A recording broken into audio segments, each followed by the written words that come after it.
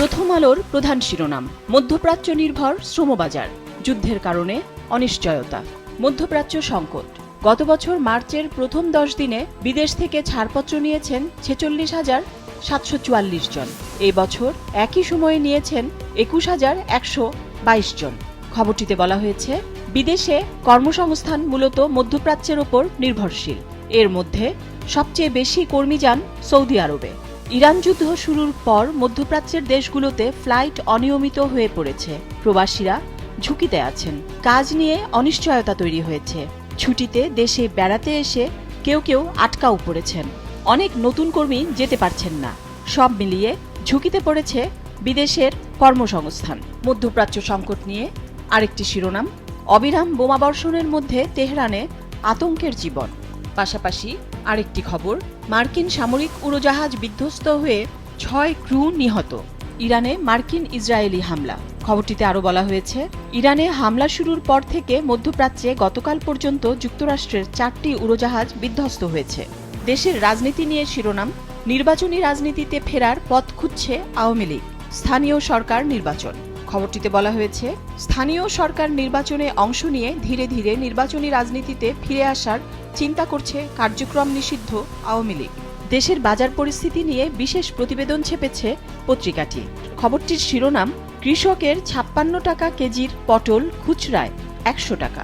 সবজির ট্রাকে প্রথম আলোর 2 প্রতিবেদক ঢাকায়। খবরে বলা হয়েছে, সবজির ট্রাকে উঠে যশোরের বাড়িনগর থেকে ঢাকায় এসে দেখা গেল কিভাবে দাম বাড়ে। পাশাপাশি আরেকটি শিরোনাম, হাতবদল ও চাঁদায় বাড়ে সবজির দাম, বগুড়া থেকে ঢাকা। সমকালের প্রধান শিরোনাম, জ্বালানি সংকটে ঈদযাত্রায় ভোগান্তি বাড়ার শঙ্কা, সড়ক পরিবহন। পাম্পে দীর্ঘ সারিতে বাসের সংকট, রেশনিংয়ে শিডিউল বিপর্যয়, অনেক বাস বন্ধ। ঈদে গাড়ির চাপ বাড়বে, যানজটও বাড়বে। কাল থেকে চাহিদামতো তেল মিলবে আশ্বাস মন্ত্রীর। একই বিষয়ের আরেকটি শিরোনাম, ক্রুড অয়েলের মজুদেও টান, ইস্টার্ন রিফাইনারি। নতুন চালান আসতে বিলম্ব, বর্তমান মজুদ দিয়ে উৎপাদন চলবে 3 সপ্তাহ। মধ্যপ্রাচ্য পরিস্থিতি নিয়ে খবরের শিরোনাম, তেহরানে লাখো মানুষের সমাবেশ, পাশে বোমা হামলা। ইরানে হামলা, যুদ্ধের 14তম দিন, মোট নিহত 2284। এর মধ্যে ইরানে 1444, ইসরায়েল 14, যুক্তরাষ্ট্র 14, বাহরাইন 2, ওমান 3, সৌদি আরব 3। এছাড়া লেবানন, আরব আমিরাত, কুয়েতে বেশ কয়েকজন নিহত হয়েছেন। যুদ্ধ পরিস্থিতি নিয়ে আরেকটি শিরোনাম, রাশিয়ার জ্বালানি তেলের ওপর থেকে নিষেধাজ্ঞা শিথিল। পাশাপাশি আরেকটি খবর, ইরানের 440 কেজি ইউরেনিয়ামের নিয়ন্ত্রণ নিতে মরিয়া ইসরায়েল। দেশের রাজনৈতিক পরিস্থিতি নিয়ে খবরের শিরোনাম, সংবিধান সংস্কার পরিষদ গঠন অনিশ্চিত। আদেশ অনুযায়ী 15 মার্চ শেষ সময়, শপথ নেবে না বিএনপি। যুগান্তরের প্রধান শিরোনাম, পাচারকারীদের বিরুদ্ধে মামলা হবে বিদেশে, সম্পদ উদ্ধার ও টাকা ফেরাতে উদ্যোগ, ফৌজদারি ও দেওয়ানি কার্যক্রম শুরু। শতাধিক ঘটনা নিয়ে কাজ শুরু করছে কেন্দ্রীয় ব্যাংক। আন্তর্জাতিক অ্যাসেট রিকভারি প্রতিষ্ঠানের সঙ্গে 10 ব্যাংকের চুক্তি। পাচারের টাকার সন্ধান পেতে নতুন অনুসন্ধান কার্যক্রমও চলবে। দেশের রাজনৈতিক পরিস্থিতি নিয়ে খবরের শিরোনাম, সংসদের প্রথম অধিবেশন, বিরোধী দলের প্ল্যাকার্ড ও স্লোগান নিয়ে উষ্মা। পাশাপাশি আরেকটি দুঃখজনক খবর, মালদ্বীপে আগুনে 5 বাংলাদেশির মৃত্যু।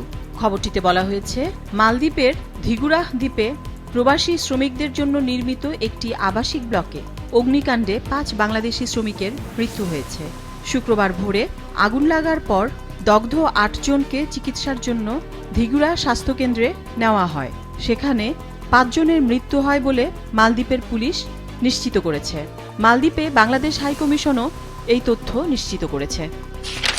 দৈনিক কালবেলার প্রধান শিরোনাম, অদক্ষ হাতে সংসদের সাউন্ড, মাইকে ফুটে উঠল লজ্জা, সংসদ সদস্যদের ক্ষোভ। খবরটিতে বলা হয়েছে, ত্রয়োদশ সংসদের প্রথম অধিবেশনে প্রথমবার বক্তব্য দিতে গিয়ে মাইক বিভ্রাটের মুখে পড়েন নবনির্বাচিত স্পিকার হাফিজউদ্দিন আহমদ। এক পর্যায়ে হ্যান্ড মাইক ব্যবহার করে অধিবেশন মুলতবি ঘোষণা করেন তিনি।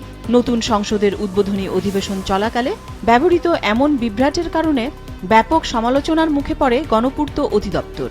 খবরটিতে আরও বলা হয়েছে, মাইক বিভ্রাটের কারণ খুঁজতে গিয়ে জানা যায়, এই ধরনের কাজে অভিজ্ঞতা না থাকা ঠিকাদারের মাধ্যমে ক্ষতিগ্রস্ত সংসদ ভবনের সংস্কার কাজ করার কারণেই এমন পরিস্থিতির তৈরি হয়েছে।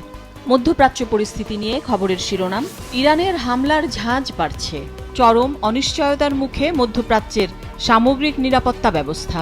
আগামী সপ্তাহে ইরানে কঠোর আঘাত হানার হুঁশিয়ারি ট্রাম্পের।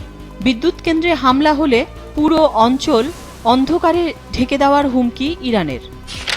কালের কণ্ঠের প্রধান শিরোনাম, যুদ্ধে অর্থনীতিতে নতুন ঝুঁকি, মার্কিন ইসরায়েল ও ইরান যুদ্ধ, রাজস্ব ঘাটতি প্রায় ৬০,০০০ কোটি টাকা, ব্যাংক ঋণের ওপর বাড়ছে সরকারের নির্ভরতা, যুদ্ধের প্রভাবে জ্বালানি সরবরাহ ও মূল্যস্ফীতিতে নতুন চাপের আশঙ্কা, এডিপি বাস্তবায়ন ২০ থেকে ২১% নেমেছে, যা গত ১৫ বছরের মধ্যে সর্বনিম্ন, মূল্যস্ফীতি ৯%-এর ওপরে, জ্বালানি সংকট হলে আরও বাড়তে পারে। রেমিটেন্স ও রিজার্ভ কিছুটা স্থিতিশীল হলেও বৈশ্বিক অস্থিরতায় ঝুঁকি। পাশাপাশি আরেকটি খবর, তেহরানে সমাবেশে বিস্ফোরণ, মার্কিন ইসরায়েল ও ইরান যুদ্ধ, মোস্তফা খামেনি বেঁচে আছেন তবে গুরুতর আহত, দাবি ট্রাম্পের। জাতিসংঘে ইরানের পক্ষে শক্ত অবস্থান রাশিয়া ও চীনের। পাশাপাশি আরেকটি গুরুত্বপূর্ণ খবরের শিরোনাম, মির্জা আব্বাসের মস্তিষ্কে ২ দফা অস্ত্রোপচার, শয্যাপাশে প্রধানমন্ত্রী।